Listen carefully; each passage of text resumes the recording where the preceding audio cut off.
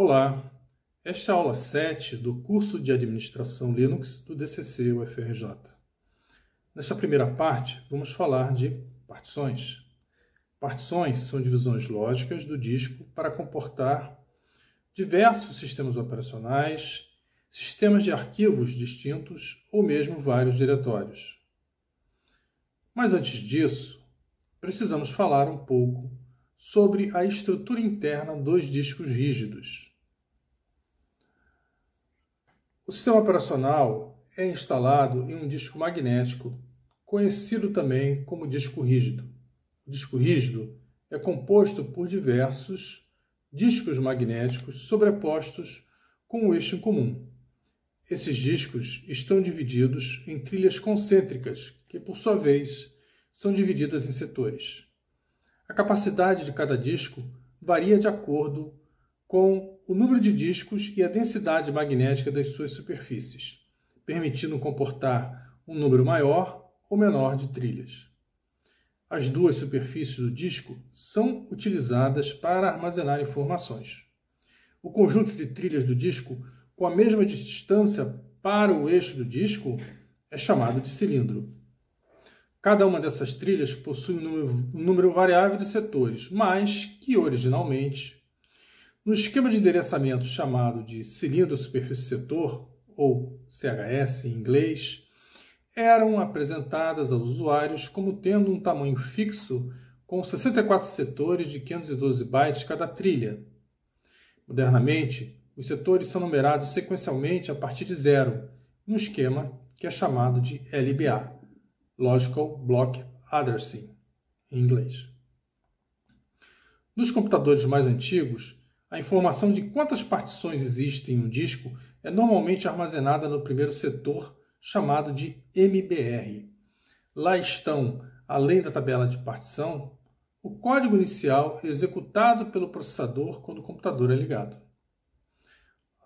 A tabela de partições do MBR podia conter até 4 partições primárias, sendo que uma dessas partições podia ser subdividida ou estendida em diversas outras partições. Nos computadores mais modernos, o MBR foi substituído pelo GPT, uma nova organização para o particionamento do disco rígido, com muitos benefícios sobre o MBR, entre os quais se destacam o suporte para partições de até 8 zettabytes, mecanismos para a recuperação da tabela de partições com o uso de um cabeçalho secundário que funciona como um backup ao final do disco. O GPT também possui uma estrutura chamada de MBR protetivo, que evita que um disco particionado com o esquema GPT seja danificado acidentalmente ao ser colocado em um computador antigo que só conheça o esquema de partição MBR. O esquema GPT pode ser visto em mais detalhes nos slides do curso.